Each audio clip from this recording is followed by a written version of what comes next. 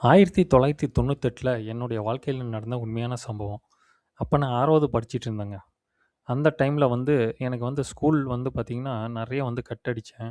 School படிப்ப வந்து நான் அப்படியே வந்து டைவர்ட் பண்ணேன். அந்த டைம்ல வந்து என்ன வேற ஸ்கூல்ல மாத்துனாங்க. அப்ப எனக்கு வந்து 3வது ஸ்கூலா நான் மாறியிருந்தேன்.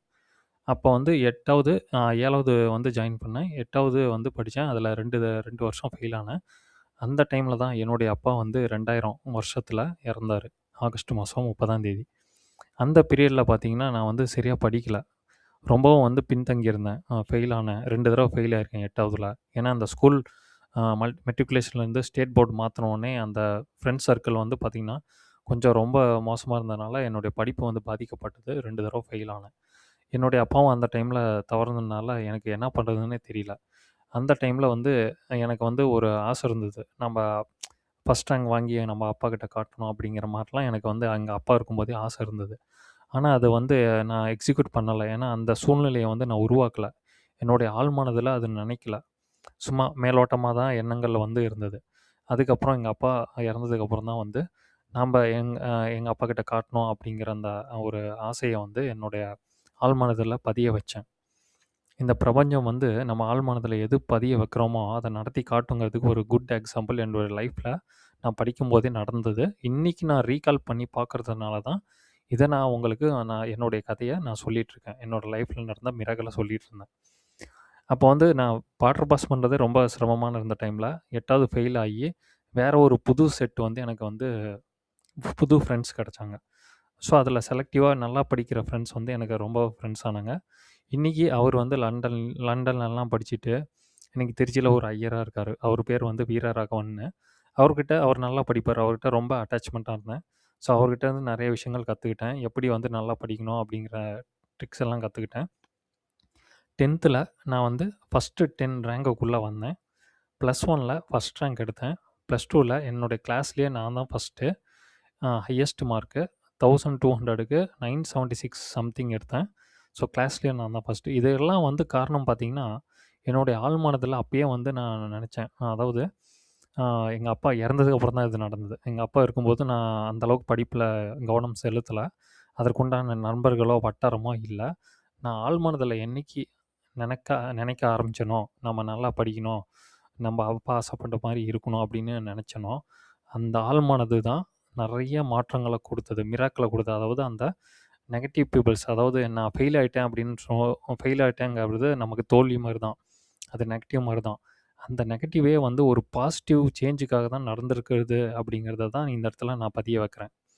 அந்த ஃபெயில் ஆகலன்னா என்ன ஆயிருக்கும்னு எனக்கு தெரியல. ஃபெயில் ஆனதுனால அந்த படிக்கணுங்கிற எண்ணம், அந்த ரேங்க் எடுக்கணுங்கிற எண்ணம் எனக்கு வந்தது.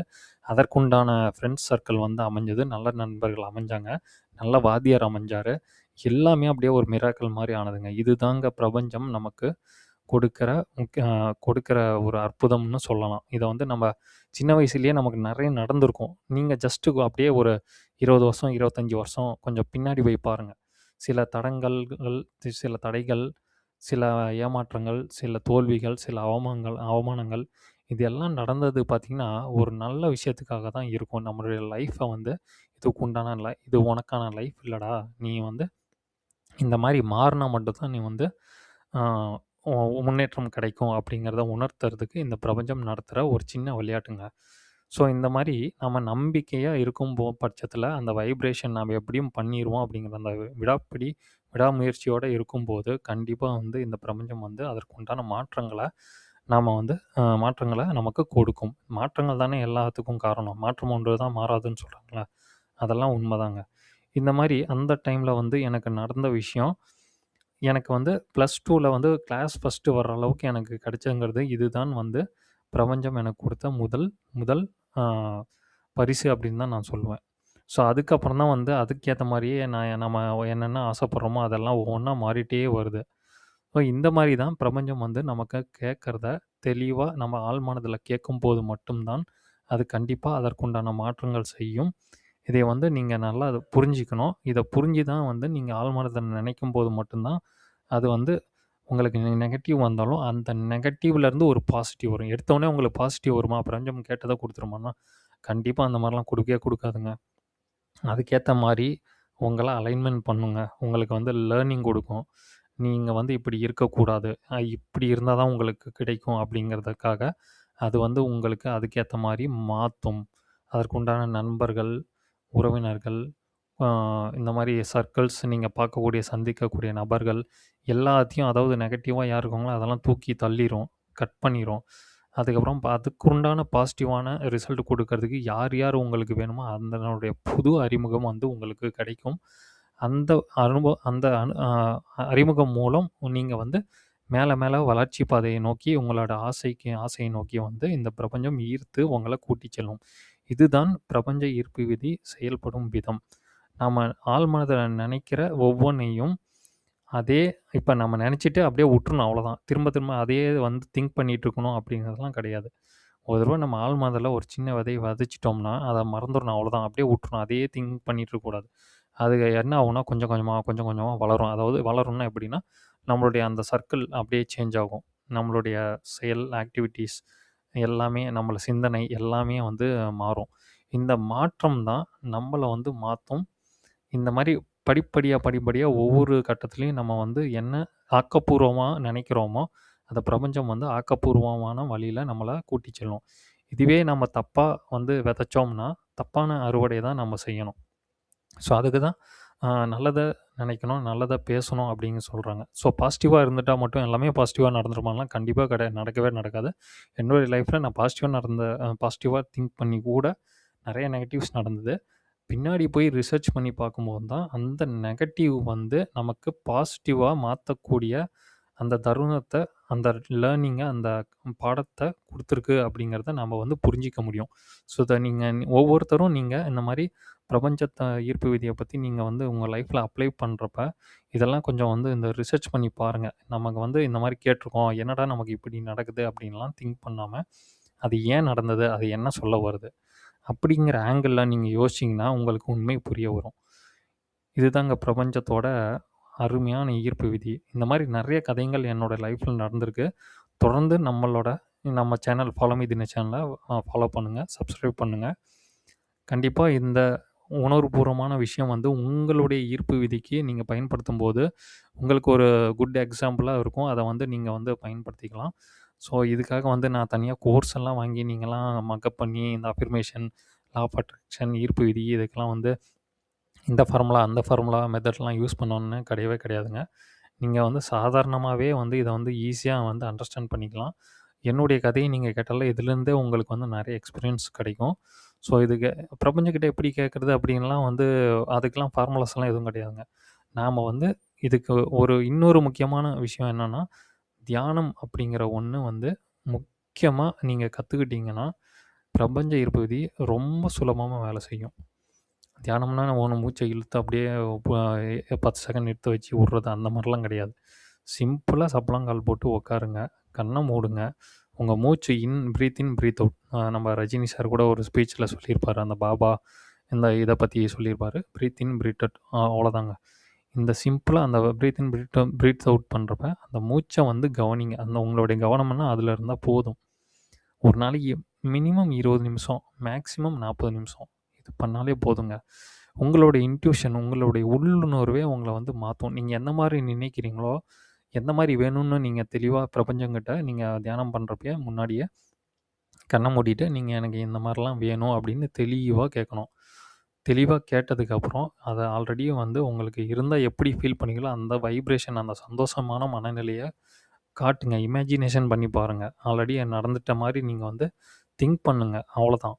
அதுக்கப்புறம் நீங்க அவ்வளோதான் உட்டுருங்க. அந்த தியானமும் 20 நிமிஷமோ, 40 நிமிஷம் பண்ணிட்டு உட்டுருங்க. அதுக்கப்புறம் ஆட்டோமேட்டிக்கா அதுக்கு ஏத்த மாரி உங்களுக்கு வந்து உள்ளுணர்வுல உங்களுக்கு நெறைய ஐடியாஸ் கிடைக்கும். திடீர்னு ஒரு யோசனை வரும். அத செயல்படுத்துங்க. கண்டிப்பா வந்து நீங்க நெனச்சது அப்படியே நடக்கும். இது வந்து சும்மா சொல்லலைங்க. இதெல்லாம் நான் வந்து நெறைய பண்ணியிருக்கேன். நான் வந்து ரூ. 1000 ஒரே நாள்ல வேணும்னு சொல்லி கேட்டுருக்கேன். அதெல்லாம் எனக்கு கிடைச்சிருக்கு. 1000ங்கிறது லட்சத்துலயும் நான் பண்ணியிருக்கேங்க. அதாங்க ப்ராஜெக்ட்ஸ்ன்னு சொன்னேன். ஸோ, அந்த ப்ராஜெக்ட்லாம் நான் சொல்றதுக்கு முன்னாடி நீங்க இதெல்லாம் நீங்க உணர்வுபூர்வமா உணர்ந்தா மட்டும் தான் உங்களுக்கு வந்து ஈஸியா வந்து நீங்க வந்து மேனிஃபெஸ்ட் பண்ண முடியும். ஏன்னா, நீங்க வந்து மேனிஃபெஸ்ட் பண்ணணுங்கிறதுக்காக தான் என்னுடைய கதையும் நான் சொல்லிட்டுருக்கேன். ஏன்னா, உண்மையா நடந்த கதைய சொன்னா தானே உங்களுக்கு வந்து அது எப்படி எப்படி வந்து இது பண்றதுங்கிறது உங்களுக்கு புரியும். நான் சும்மா ஃபார்முலா இப்படி பண்ணுங்க, அப்படி பண்ணுங்க மத்த யூடியூப்ல சொல்ற மாரி சொல்லிட்டு போனா, அப்புறம் பணம் வாங்கிட்டு நான் வந்து இப்படிலாம் பண்ணுங்க அப்படின்னு ஒரு கோர்ஸ் மாரி குடுக்குறதெல்லாம் எனக்கு தெரியாதுங்களா? அதெல்லாம் எனக்கு தெரியும். நான் வந்து ஏர்ன் பண்றதுக்கு தனியா வந்து யூடியூப் சேனல்லாம் நெறைய வச்சிருக்கேன். ஸோ, இதில இந்த ஃபாலோ மீ தினேஷ் சேனலுங்கிறது முழுக்க முழுக்க ஆ ஒரு சர்வீஸ் மைண்டடா இது ஃப்ரீயாவே வந்து மக்கள் பயன்படுத்தணுங்கிறதுக்காக தான் நான் இத ஆரம்பிச்சிருக்கேன். ஸோ, ஏர்னிங் பண்ணுறதுக்குலாம் நான் தனியா வச்சிருக்கேன். இதில வந்து இது மட்டும் இல்லைங்க. லா ஆஃப் அட்ராக்ஷன் மட்டும் இல்ல. ஹெல்த்துக்காக, வெல்த்துக்காக, மைண்ட் செட்டுக்காக ஸோ, இந்த மாரி நெறைய விஷயங்கள் இதில வந்து நான் வந்து அவேர்னஸ் இதெல்லாம் நெறைய வந்து இதில குடுத்துட்ருக்கேன். என்னோட லைஃப்ல நடந்த விஷயங்கள வந்து நான் வந்து கதையா வந்து சொல்லிட்டுருக்கேன். இது கண்டிப்பா உங்களுடைய வாழ்க்கையில ஏதோ ஒரு வகையில உங்களுக்கு ஹெல்ப்ஃபுல்லா இருக்கும். அதுக்காக தான் இந்த சேனலே நான் ஸ்டார்ட் பண்ணியிருக்கேன். இதில வந்து அவங்க கிட்ட காசு வாங்கி தான் நான் வந்து பண்ணணும்னு இல்ல. இத வந்து நீங்களே இது அந்த பிரபஞ்சம் வந்து ஃப்ரீயா குடுத்துருக்கு. இது ஆல்ரெடி நீங்க இன்டர்நெட்டுக்கு அமௌண்ட் கட்டி தான் நீங்க பார்க்குறீங்க. அது ஒண்ணும் ஃப்ரீயா பார்க்கல. ஆல்ரெடி எனக்கு பணம் குடுத்துட்டீங்க. இத நான் கோர்ஸா நான் உங்களுக்கு சேல் பண்ணதுனால எனக்கு இன்கம் வரும். என்னுடைய நோக்கம் அது கிடையாது. இந்த மாரி பிரபஞ்ச ஈர்ப்பு விதிய வந்து எல்லாருக்கும் போய் ரீச் ஆவணுங்கிற ஒரே நோக்கத்தோட தான் நான் இத வந்து நான் பண்ணிட்டுருக்கேன். இது ஒரு சர்வீஸா தான் பண்ணிட்டுருக்கேன். எனக்கு என்ன கிடைக்கும் அப்டின்னா, எனக்கு வந்து உங்களுடைய சப்ஸ்கிரைபு, உங்களுடைய லைக்கு, உங்களுடைய ஷேர்.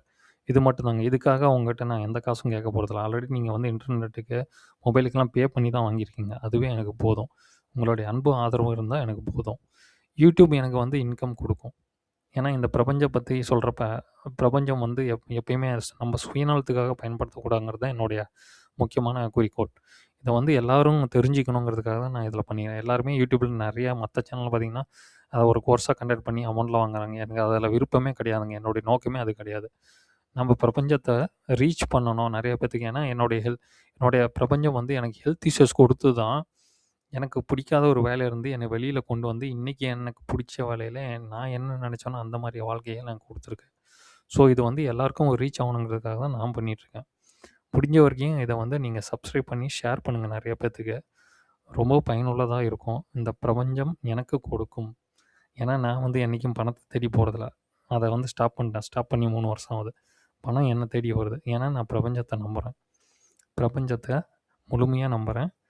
அது என்னதான் நெகட்டிவ் குடுத்தாலும், பாசிட்டிவ் குடுத்தாலும் நான் ஒரே மனநிலையோட அத அக்செப்ட் பண்ணிக்கிறேன். அந்த இன்னர் பிலீவ் சிஸ்டத்தில பிரபஞ்சம் நமக்கு கொடுக்கும் அப்படிங்கிறத முழுமையா நம்பிட்டுருக்கேன். அந்த நம்பிக்கை தான் எனக்கு வந்து எல்லாமே முன்னேற்றமான பாதையில கூட்டிட்டு போயிருக்கு. அதற்குண்டான மனிதர்களையும், சந்தர்ப்பங்களையும், சூழலையும் எனக்கு வந்து ஈர்த்து குடுத்துட்டுருக்கு. ஸோ இந்த பிரபஞ்சத்திற்கு நன்றி, பஞ்சபூதத்திற்கு நன்றி, இயற்கைக்கு நன்றி. இதை கேட்ட உங்களுக்கும் நன்றி, நன்றி, நன்றி.